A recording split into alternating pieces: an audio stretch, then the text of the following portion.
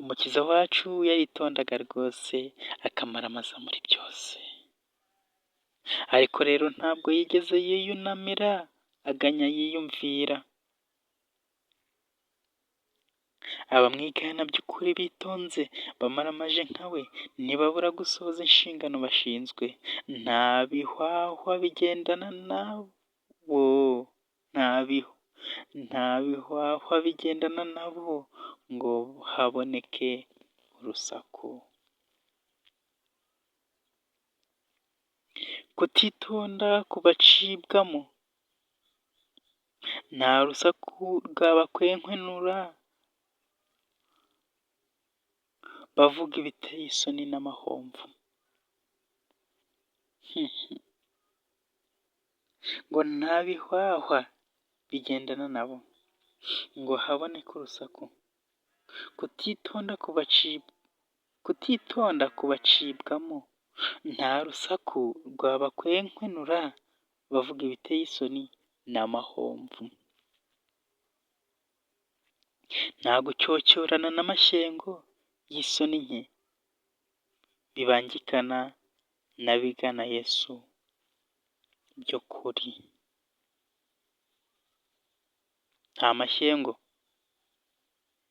nta biteye isoni, nta gucyocyorana, nta mahomvu bibangikana n'abigana Yesu by'ukuri. Kuko idini ye izanira abayo amahoro atagira impinduka atemba nk'uruzi. Ntizimya umucyo w'umunezero kandi ntigabura kwishima. Ntitera igicu amaso y'umunezero umwenyura. Kristo ntiyazanywe no gukorerwa, ahubwo yazanywe no gukorera abandi. Kandi urukundo rwe nirusaba mu mitima yacu by'ukuri tuzagera ikirenge mu cye. Mu rukundo rwe, urukundo rwa Kristo nirusaba imitima yacu by'ukuri tuzagera ku kigero cye. Niduhoza imitima yacu ku bibi abandi batugiriye, ngo niduhoza imitima yacu ku bibi abandi batugiriye, baturenganya, tuzasanga ko bitadushobokera kubakunda mu buryo Kristo yadukunze. Icyo kintu dukwiye kukirinda, guhoza imitima ku batugiriye nabi ndetse n'abadukoreye ibibi, kuko bitazadushobokera kubakunda mu buryo Kristo yadukunze.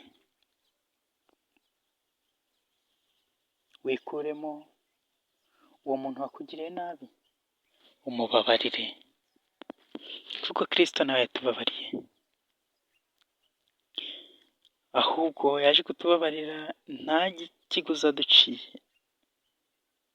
ntacyo dutanze. Nawe mubabarire maze nawe nabohoka agahatwa n'umwuka w'Imana kuza gusaba imbabazi, azasange wowe ubwawe wararangije kumubabarira. Nibyo bizaguha amahoro, nibyo bizatuma ubaho neza, kandi nibyo bizatuma ugenda utunganye nk'uko Kristo atunganye, kandi ibyo bizagushoboza kugira ikirenge mu cya Kristo. Niduhoza imitima yacu ku bibi abandi batugiriye, baturenganya, tuzasanga ko bitadushobokera kubakunda mu buryo yadukunze.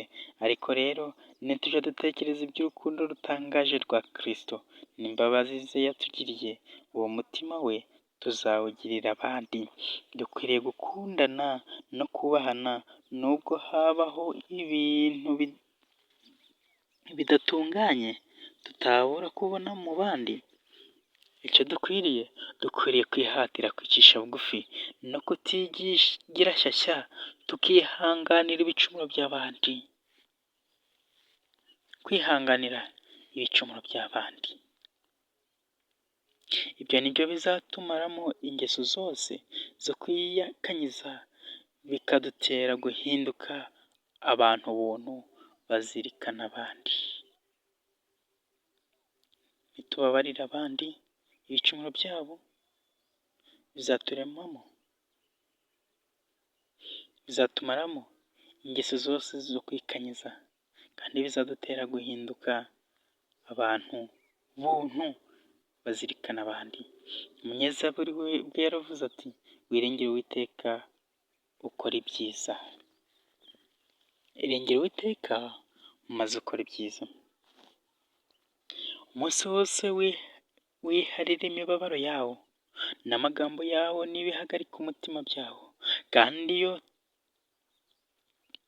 tubonanye ibyo dukunda kuganira cyane cyane ni ibitubabaza n'ibidukomereye, uburyo duhererekanya agahinda n'ibyago, dukeka ibiduteye ubwoba byinshi, tukavuga ibibi byose bitugose. Nibyo byatuma abatwumva bibwira ko nta mukiza mwiza udukunda dufite, uteze kumva ibyo tumusaba byose ngo atubere ubuhungiro butabura kubonera mu byago no mu makuba. Nitwigira gutyo, ibitubabaza mu munsi nitwirwana nabyo, imiruho ndetse n'imibabaro, amaganya ari mu mutima wacu, ibyo byose nitubirundaniriza hamwe, abatubona bikadutera kwigunga, abatubona ndetse n'abatwumva bazibwira ko kandi basanzwe bibwira ko ngo umukiza wacu dukunda ko ntawe dufite.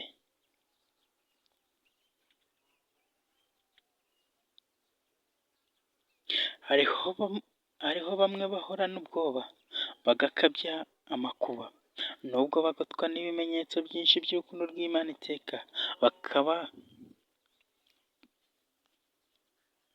bakaba batunzwe n'iyo bakesha byose, nyamara birengagiza ayo mahirwe babona urudaca, bakabikerenshesha guhora batekereza ibintu bibabaza, bagatinya ko bizababaho cyangwa se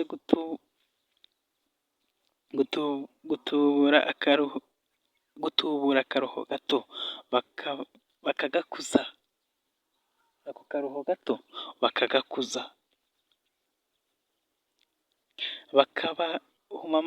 kakabahuma amaso rwose, maze ntibabone ibindi byinshi by'inkoramutima Imana yabagiriye. Ibiruhije bajya babona aho batera gusenga Imana nyir'imbaraga bibatandukanya nayo, kuko babihagarikira imitima kandi bakabyivovotera aho kubiyikomereza. Mbese aho kutizera dutyo biradukwiriye? Barambaza njyewe ndetse nawe, kutizera gutyo biradukwiriye? Oya, ntibidukwiriye nk'abana b'Imana. Mbese duterwa n'iki kuba indashima no kujya tutiringira uwadupfiriye? Ese ni iki kidutera kuba indashima no kutiringira Kristo wadupfiriye? Yesu niwe nshuti yacu mu by'ukuri, n'abera bo mu ijuru bose baduhanze amaso batwifuriza ibyiza.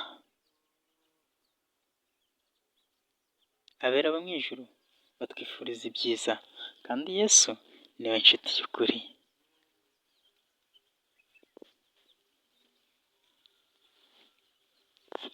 Ngo kuko bibaye bityo, ntidukwiriye kwemera ko ibiturusha n'imibabaro itubaho biduhagarika umutima no kudakabya agahinda, kuko nitubikora tuzahora n'ibiturakaza bitubabaza. Ntidukwiriye kujya tugira igishyika cyonzereza amagara yacu ubusa kitadufasha gutsinda ibyago. Wenda umutima wawe uhagarikwa n'iby'imirimo yawe, n'ibikuri imbere bikarushaho kuba umwaku, ndetse ukaba mu kaga no gupfusha ibyawe. Nubwo byamera bite, ntukwiriye gukuka umutima no gucogora, byose ubiganyire Imana, wireme agatima, maze ukomeze unezerwe, usabe ubwenge bwo gukora umurimo wawe witonze, kugira ngo udapfusha ibyawe, kora uko ushobora kose, wihombora, ntugahweme. Yesu yasezeranye ko azagufasha, nukora urwawe ruhare, numara kwiragiza umufasha wacu, ugakora uko ushoboye kose, ibizakubaho hanyuma byose, nubwo byamera bite, uzabyemera utinubye. Ngiyi inama dukwiriye gushyira mu bikorwa, ngiyi inama duhawe n'umukiza wacu, ko Yesu yasezeranye kudufasha, kandi ko dukwiriye gukora icyo dushoboye cyose twitonze.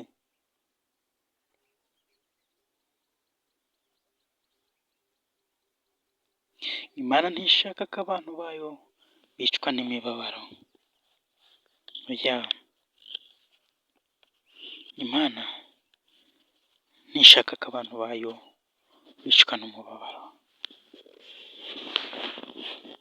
Ariko rero umwami wacu ntadushuka ngo atubwire ati humura, nta kaga uzabonera mu nzira yawe. Oya, siko bimeze. Iyi nzira irimo ibitovu, irimo amahwa. Niyo mpamvu umwami Yesu atatubwira ati ngo humura, ntabwo uzabonera akaga muri iyi nzira yawe. Azi ko harimo imibabaro n'amakuba bigera ku muntu wese. Nicyo gituma abitwerurira neza. Ntashaka gukura abantu be muri iyi si y'ibyaha n'ibyago. Ntabwo ashaka gukura abantu be muri iyi si y'ibyaha n'ibyago, ahubwo abereka ubugingo bahungiramo.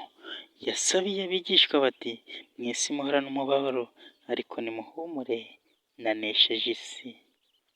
Nawe humura, Kristo yanesheje isi. Ubwo Kristo yigishirizaga ku musozi, yigishije abigishwa be ibyigisho by'ingenzi byerekeye uburyo dukwiriye kwiringira Imana. Ibyo byigisho bye yabigeneye gukomeza abana b'Imana mu bihe byose. Nicyo gituma bitugeraho natwe muri iki gihe cyacu. Niyo mpamvu bikugeraho nawe uriho uyu munsi, niyo mpamvu bingeraho nanjye. Byuzuyemo ibiduhana, ibidukomereza, ibiduhumuriza. Umukiza yigishije abigishwa be inyoni zo mu kirere, abibutsa uburyo zijwigira zihimbaza, zitababazwa n'imitima ihagaze, kuko nubwo zitabiba ntizisarure, ariko rero Data wa twese we ukomeye arazigaburira. Nicyo gituma umukiza atubaza ati mwebwe ntimuziruta cyane? Ese mwe ntimuruta inyoni cyane? Imana ni umutunzi ukomeye utunga abantu n'inyamaswa, apfumbatura igipfunsi cye akagaburira ibyo yaremye byose. Inyoni zo mu kirere ntazikerensa ngo azirengagize, nkanswe twebwe abo yaremye mu ishusho ye ubwe. Kristo agushoboza kumva amagambo neza, ugikomeje kubana nanjye, kandi aguha umugisha. Ese sinzi niba waza kunsubiza, ariko wowe tekereza mu mutima wawe ubwawe, wibaze iki kibazo: ngese Imana ko ibasha kugaburira inyoni zo mu kirere ndetse n'ibisiga, bitabiba bidasarura, ikabihaza bikabaho, ese wowe yakwirengagiza ite?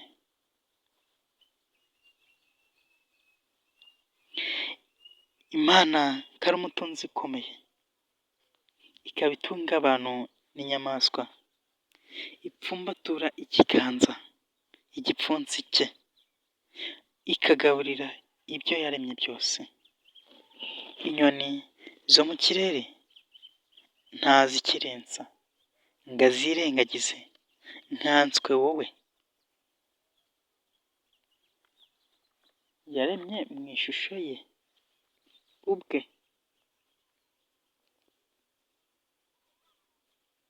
Icyakora ntabwo azitamika ibizitunga, ariko ahora abiziringaniriza. Imana ntabwo itamika inyoni ibizitunga, ahubwo Imana ihora ibiziringaniriza. Natwe ibyacu Imana irabituringaniriza. Niyo mpamvu rero udakwiriye kwiheba, udakwiriye kugira ishavu, udakwiriye kwihebeshwa n'ejo hazaza. Hano ntabwo bavuze ngo ntukwiriye kureka gukora, kuko ngo n'Uwiteka adatamika inyoni n'ibisiga byo mu kirere, ahubwo inyoni nizo zijya kubishakisha, Imana yazibiringanirije. Natwe niko dukwiriye gushakisha, ariko twizeye kuko iyita ku nyoni zo mu kirere ntiyabura kwita ku muntu yaremye mu ishusho yayo. Mbega urukundo rw'Imana!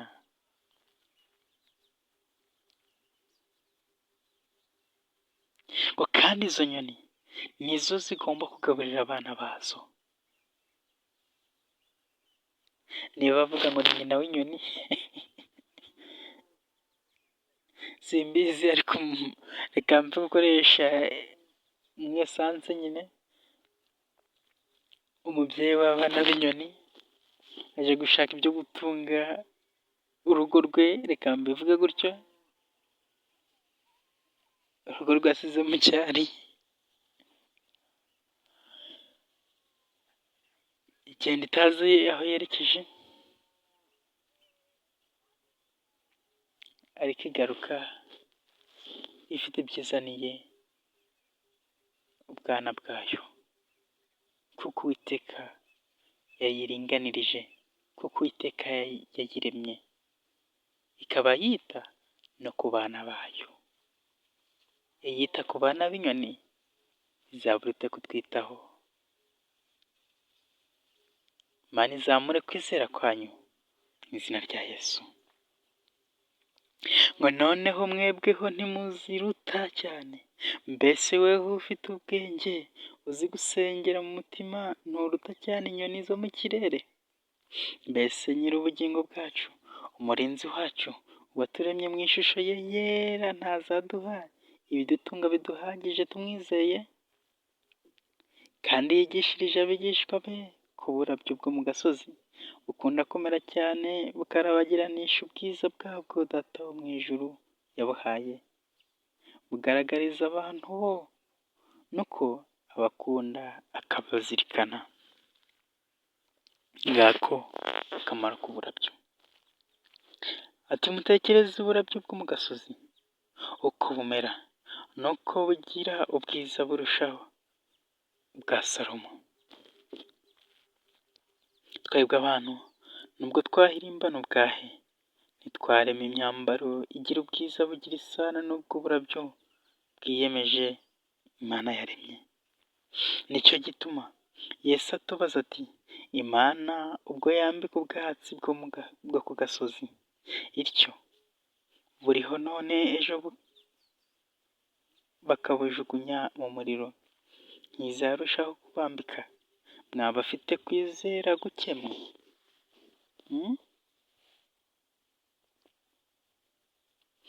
Imana yambika uburabyo bwiza, ntizarushaho kubambika mwebwe? Niba Imana yo mu ijuru iha uburabyo bushira ku munsi umwe amabara meza rwose ameze atyo, ntizarushaho cyane kwita ku bo yaremye ku ishusho yayo?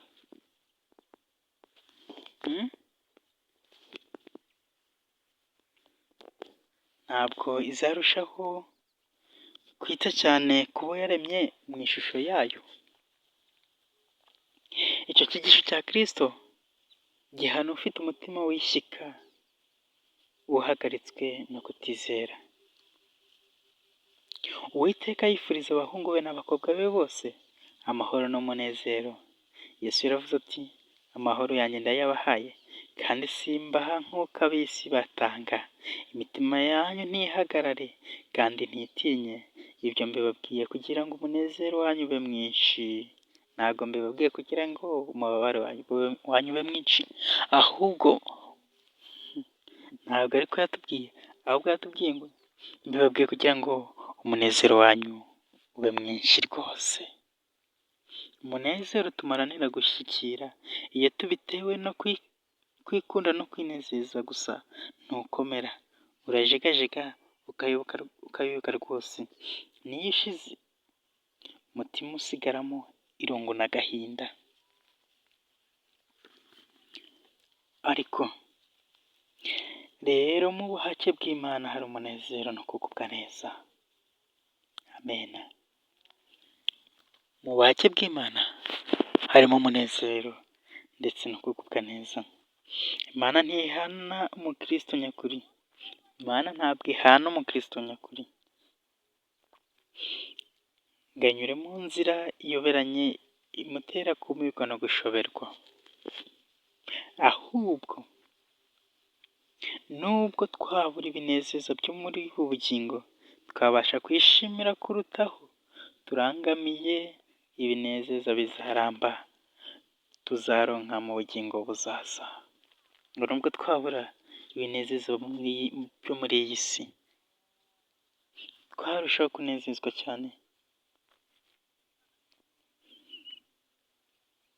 n'ibinezeza bizaramba tuzaronka mu bugingo buhoraho iteka ryose, mu bugingo dutegereje njyewe nawe.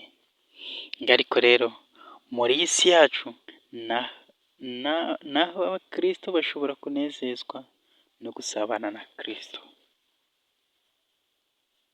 Abakristo bashobora kunezezwa no gusabana na Kristo, kandi nta kunezerwa kuruta uko murahije ukuri. Nta kunezerwa kuruta gusabana na Kristo, ngo kandi babasha no guhorana umucyo w'urukundo rwe no guhumurizwa iteka nuko ababa bugufi. Ibyo nabyo ubwabyo byabashimisha kandi byabanezeza. Intambwe yose dutera ibasha kutwegereza Yesu kurushaho no kutwegereza iwacu h'amahoro n'ihirwe. Nuko rero twebwe kuko imitima, ahubwo dukomere kuruta kera kose, mukomere kuruta mbere. Uwiteka yaratuzahuye kugeza ubu, kandi azakomeza kutuzahura kugeza ku mperuka. Amen. Turebe ku bimenyetso umwami yaduhaye bitwibutsa ibyo yadukoreye mu bihe byashize, ngo adukomeze no kudukiza ukuboko kwa kirimbuzi. Tujye twibuka iteka imbabazi n'impuhwe Imana yatugiriye, n'amarira yaduhanaguye n'imibabaro yadukijije, n'agahinda n'ubwoba n'ubukene yatumaze, n'imigisha yaduhaye. Ibyo byose tubikureho intandaro yo gushikama no gukomera kubw'ibituri imbere byose tugeza mu iherezo ry'urugendo rwacu. Ibyo Kristo yadukoreye tubirebeshe amaso, tubyibuke, bidutere gushima. Kandi ubwo yadukoreye ibyo ngibyo, izadukorera n'ibiri imbere, maze ibyo aba ari byo bitubera inkomezi, bidushikamishe muri uru rugendo rugana i Kanani, rugana mu gihugu cy'isezerano. Nibwo tuzashikama, kandi ibyo byose bizatugeza ku iherezo ry'uru rugendo rwacu nidushikama tukizera. Nubwo tuzi ko tuzaterwa n'ibindi byago turwana intambara yo kwizera, dukwiriye gusubiza amaso inyuma, twibuka uburyo yatugendereye tukavuga tuti Uwiteka yaratuzamuye kugeza ubu, uko iminsi yawe ingana niko intege zawe zizangana. Si intege nke ko zizangana, ahubwo uko iminsi yawe ingana niko intege zawe zizangana, nk'uko biboneka mu Gutegeka kwa kabiri igice cyaho cya 33 kugeza ku murongo waho wa 25. Ntizagukundira kugenzerezwa ibiruta ibyo ushobora, oya, ntabwo izagukundira kugeragezwa ibiruta ibyo ushobora. Nuko rero ubwo bibaye bityo, nimucyo dukorane umwete ibyo yaduhaye gukora, twizeye yuko uko bizaba kose tuzahabwa imbaraga ihagije yo gutsinda. Nshuti muvandimwe, uko bizagenda kose tuzahabwa imbaraga yo gutsinda ibi bitugerageza, kandi imbaraga ihagije yo gutsinda. Hanyuma amarembo yo mu ijuru niyugururirwa abana b'Imana, tuzumva umugisha uvuye mu kanwa k'Umwami w'ubwiza ugwe mu matwi yacu nk'ibicurango byiza, ati nimuze abo data yahaye umugisha, muragwe ibyabatunganirijwe uhereye ku kuremwa kw'isi, nk'uko biboneka muri Matayo igice cyaho cya 25 umurongo waho wa 34. Ndakwifuriza kuzaba muri uwo mubare w'abazahamagarwa, twifuriza kuzaba muri uwo mubare w'abazabwirwa ayo magambo. Ubwo nibwo abakijijwe bazakirwa ngo bibanire na Yesu muri ya mazu yagiye kubategurira. Icyo ni cyo gihe abakijijwe, abemeye kujyana na Yesu Kristo, abemeye kubana nawe, abemeye kumukorera ndetse no gukorana nawe muri murimo wo kwamamaza ubutumwa bwiza ndetse no kumenyesha Imana muri iyi si, nibwo ubwo abo bose bazateranira hamwe, abo bagiye gutegurira amazu wabo. Nshuti, uzaboneke muri umubare w'abazatambagira ikirere, nibyo nkwifuriza kandi nanjye niyifuriza.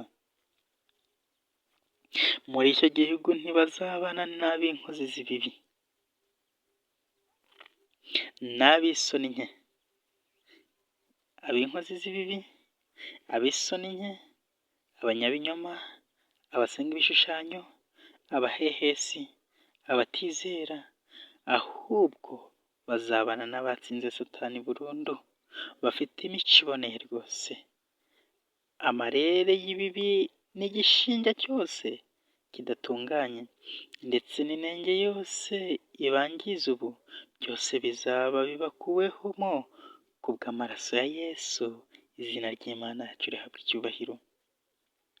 Ibyo byose bizasimbuzwa ubwiza butarondoreka, butigeze gutekerezwa n'abantu bapfa, burabagirana ndetse kurusha izuba. Bazahagarara imbere y'intebe y'Imana yera, batagifite inenge, basangira icyubahiro n'amahirwe n'abamarayika. Ku bwa gakondo itangaje umuntu wese abasha kubona, yatanga iki gucungura ubugingo bwe? Yenda yaba ari umukene, ari umutunzi, n'icyubahiro yabikiwe, ab'isi ntibabasha kubitanga. Umutima ukijijwe ibyaha, ukeye kandi uboneye, ukorerana Imana imbaraga zawo nziza zose, ufite igiciro kiruta byose, kandi mu ijuru haba umunezero mwinshi imbere y'Imana n'abamarayika bera. Iyo umuntu umwe yakijijwe, n'umunezero ugaragazwa no kuririmba indirimbo zera zo kunesha, mbega kwishimira mu Mwami.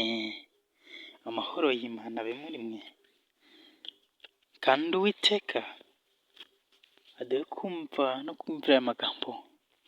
Kandi iki gihugu twasezeraniwe, igihugu kizabamo ibyiza, igihugu kitazarangwamo amarira, igihugu kitazarangwamo gutaka, igihugu kitazarangwamo indwara, igihugu kitazarangwamo gupfa ndetse no gupfusha, igihugu kitazarangwamo kubura ababo, igihugu kitazarangwamo n'imihati y'isi, ibitovu, ibigeragezo, n'ibindi byose twirirwa duhura nabyo uyu munsi byose, igihugu kitazarangwa mu kurenganywa, igihugu cyiza, igihugu cy'umunezero, igihugu ndabarahiye ni igihugu cyiza, igihugu gitemba amata n'ubuki.